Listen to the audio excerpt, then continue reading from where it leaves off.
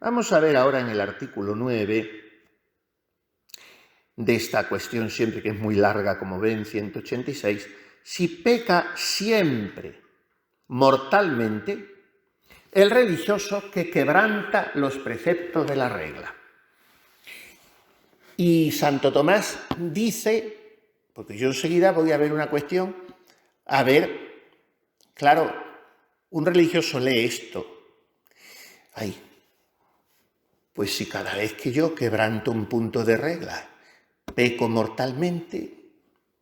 Vamos a ver lo que dice Santo Tomás. Y dice, parece que peca mortalmente todo religioso que quebranta el precepto de regla. Y uno ya respira, porque eso quiere decir que no, como ya le estoy enseñando.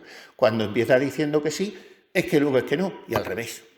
Entonces él dice, parece que peca. Ya veremos cómo lo desmonta. Primero da las razones. Es un pecado reprochable el pecar contra un voto.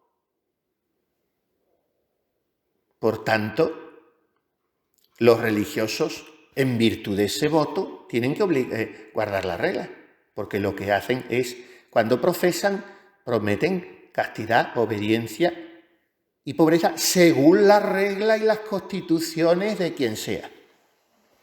De manera que si estás quebrantando la regla, estás quebrantando los votos. Pareciera. Además, para un religioso la regla es la ley.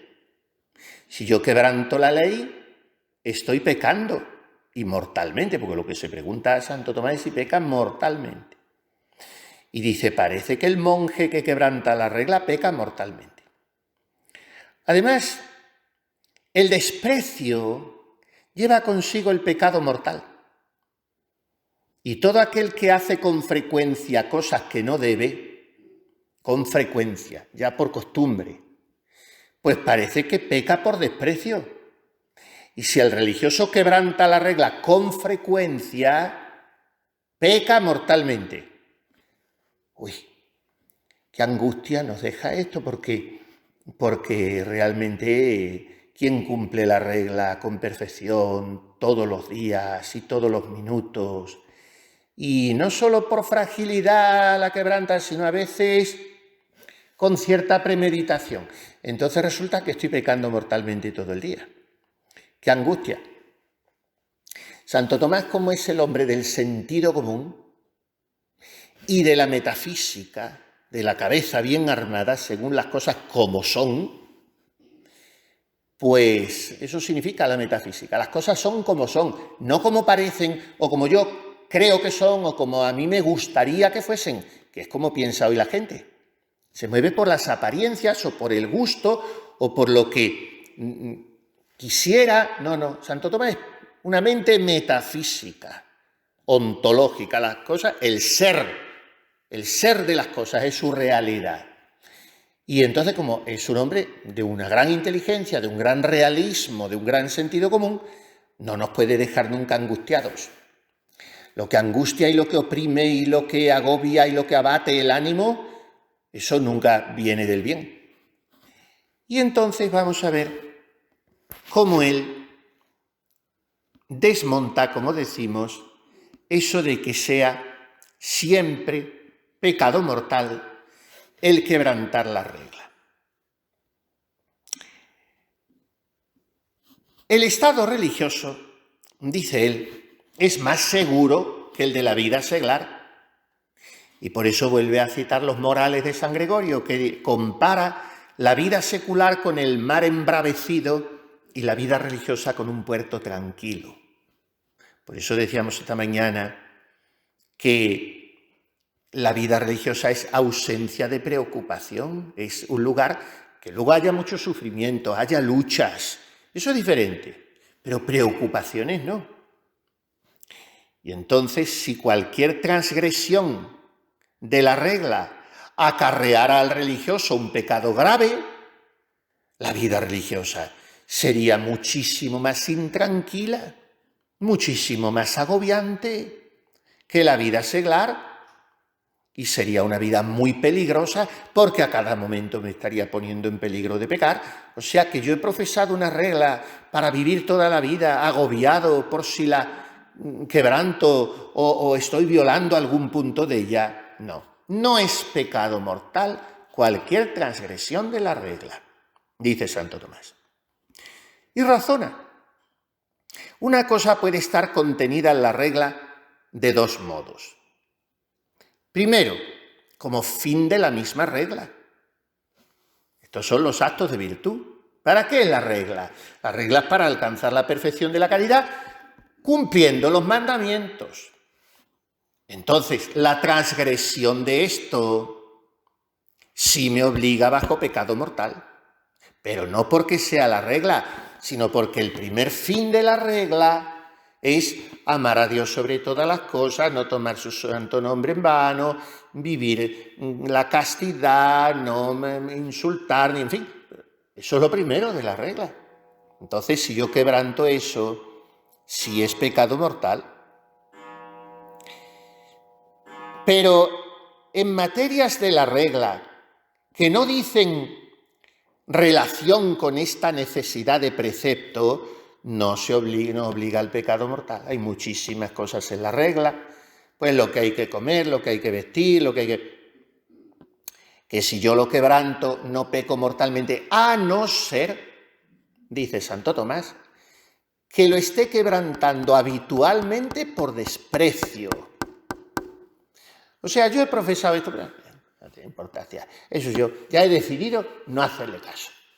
Eso ya sí es pecado mortal, porque eso es un desprecio. Pero eso no será tan fácil que se encuentre a un monje o a una monja que haga eso. Ahora, por debilidad, por negligencia, porque son fallos aislados, porque, en fin, entonces no es pecado mortal. Porque, repetimos, el religioso no está obligado a ser perfecto aquí y ahora, sino a tender a la perfección. Y a eso no se opone algún fallo aislado, a eso se opone el desprecio de la propia perfección. O sea que si yo entro en un convento para instalarme, para vivir muy bien, para hacerme la regla a mi modo, eso sí es pecado mortal. Transgresiones aisladas no son pecado mortal. O sea, en primer lugar, ha dicho Santo Tomás, una cosa puede estar contenida en la regla de dos modos.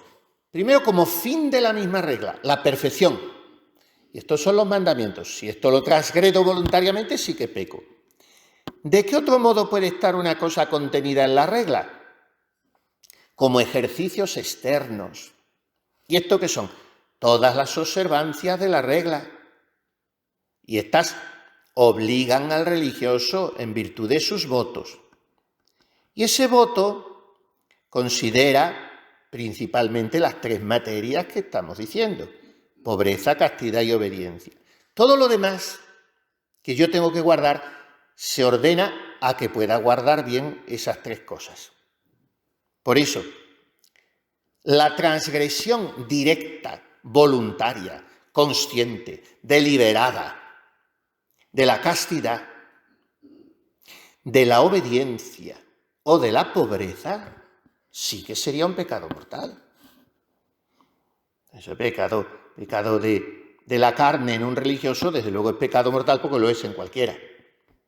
Y un religioso que sin conocimiento del superior tenga una cuenta bancaria, tenga un piso, o le den sus familias cuando van a verle, eso es pecado mortal. O un desprecio sistemático de la obediencia, una falta de respeto pública al superior. Esas cosas sí. Cuando se va directamente contra lo que es materia propia de los tres votos. Pero la transgresión de las otras materias, de las otras observancias, que son muchísimas en la regla, no es pecado mortal. A no ser que yo lo haga porque me río de la regla y porque estoy haciendo una farsa de mi vida. Entonces sí. Pero hay que distinguir, Pecado mortal es cuando es una cosa directa o contra lo que es el fin de la regla, que es alcanzar la caridad cumpliendo los mandamientos, o contra lo que es la materia específica de los tres votos. Del resto de todas las otras observancias, yo no me puedo agobiar pensando que cada vez que quebranto una, peco, porque eso lo que trae consigo son escrúpulos enfermizos.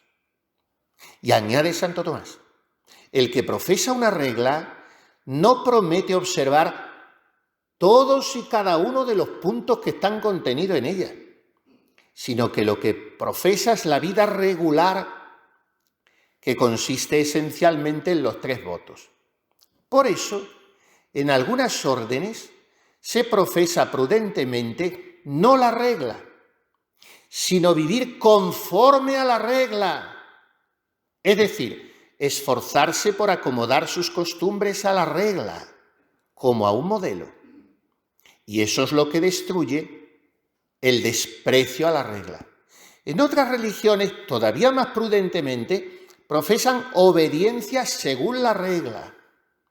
Y así solo se opone a la profesión lo que vaya contra la regla, mientras que la transgresión o la omisión de otras materias solo supone pecado venial. Y en otras órdenes, habla de la suya, la de los hermanos predicadores, los dominicos, la transgresión u omisión de las materias secundarias de la regla no obliga a culpa mortal ni venial, sino solo a cumplir la pena que se establezca, pues así se obligan los miembros a cumplirlas. No obstante, podría darse pecado mortal o venial por negligencia o por desprecio. No todo lo contenido en la ley se da como precepto, sino que algunas materias se dan en forma de ordenación, de disposición que obligan a cierta pena. Porque tampoco en la ley eclesiástica obligan bajo pecado mortal todas las disposiciones. ¿Cuándo se da una transgresión de la regla con desprecio? Cuando la voluntad rehúsa conscientemente, deliberadamente, someterse a la ordenación de la ley y cuando se da lugar a que se obre contra ella. Un punto de regla. Vamos a poner las cosas en ejemplos prácticos. Un punto de regla muy valioso y muy fundamental que está en todas las reglas de las monjas contemplativas. Y en muchas de estas cosas Santa Clara fue muy innovadora, porque fue, no sé si la primera mujer, supongo que sí, que escribe una regla, pero de las primeras reglas que no eran las únicas que existían, que era la de San Agustín y San Alberto de Jerusalén, que se la escribió a los carmelitas, naturalmente la de San Benito. Pero, bueno, Santa Clara allí la recogieron las benedictinas y él ya podía haber copiado. No, su propia regla muy original.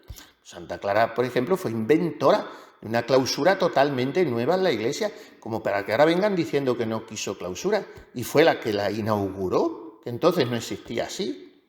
Y las penitencias y los ayunos y la descalcez y los vestidos pobres y la vida fraterna.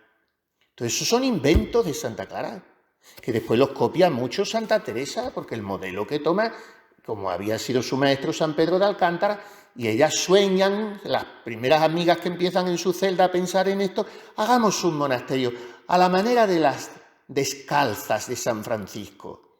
Empiezan queriendo eso, pero la innovadora fue Santa Clara. Un punto de regla muy importante de Santa Clara, el silencio. El silencio, hay que pasar el día entero en silencio. Y si hay que decir algo, hágase brevemente y en voz baja. Dice Santa Clara, brevemente y en voz baja. Bueno, eso se guarda muy mal. En general el silencio se vive muy mal en los conventos, por eso hay muy pocas santas, por eso hay muy pocas almas místicas, contemplativas, de verdad, pues se vive mal el silencio. Y sobre todo el interior, pero el exterior hay que cuidarlo y hay que estar revisándolo siempre. Los capítulos tienen que ser mucho sobre la pobreza, sobre el silencio, sobre la vida fraterna, pero el silencio. Entonces eso de faltar al silencio, pues la inmensa mayoría de las veces está en la fragilidad de la persona, en que esa mujer es muy locuaz, tiene que, si en vez de 2 palabras puede decir 2222, prefiere decir, en fin, que no se domina, que no lo... Ahí hay pecado Pues no, hay un atolondramiento diluido que está impidiendo eso, una santidad. No le está impidiendo salvarse, ni mucho menos, ni se va a condenar. Va a tener mucho menos cielo, eso está claro, y mucho menos santidad, y está ayudando mucho menos a la Iglesia por la comunión de los santos, pero ¿está pecando? Pues no. ¿Cuándo pecaría? Cuando viviera despreciando sistemáticamente el silencio y siendo causa de que en el convento no se guardase, incitando a quebrantar el silencio. Entonces sí sería pecado ya. Porque